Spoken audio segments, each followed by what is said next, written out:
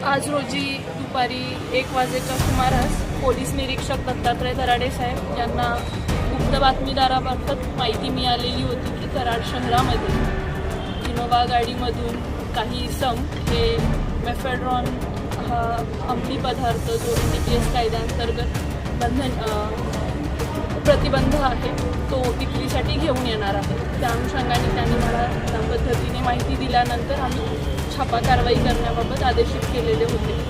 सदर कारवाई दरम्यान कराड शहर पोलीस स्टेशनची जी टीम आहे त्यांना एकूण 95.78 ग्रॅम इतक्या वजनाचा मेफेड्रॉन मिळून आलेला आहे। सदर कारवाईमध्ये इनोव्हा गाडी जप्त करण्यात आलेली आहे आणि 3 इसम आणि त्यांचे मोबाईल हे आपल्याला मिळून आलेले आहे। सदर एकूण किंमत 18,82,840 रुपये इतक्या किमतीचा मुद्देमाल आपण सदर गुन्ह्यामध्ये जप्त केलेला आहे। कुणाला विक्रीसाठी आले होते?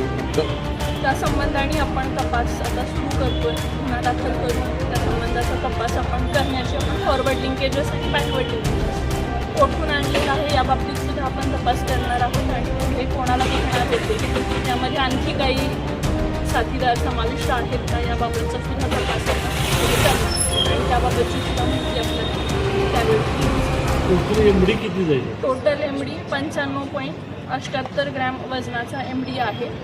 सदर कारवाईमधल्या एमडीची किंमत 2,87,340 रुपये इतकी आहे।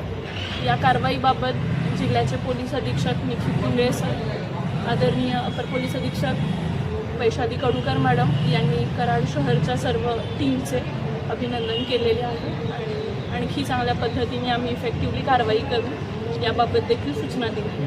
मागाची कारवाई झाली त्याचा आणि ह्या आरोपीचा काही संबंध?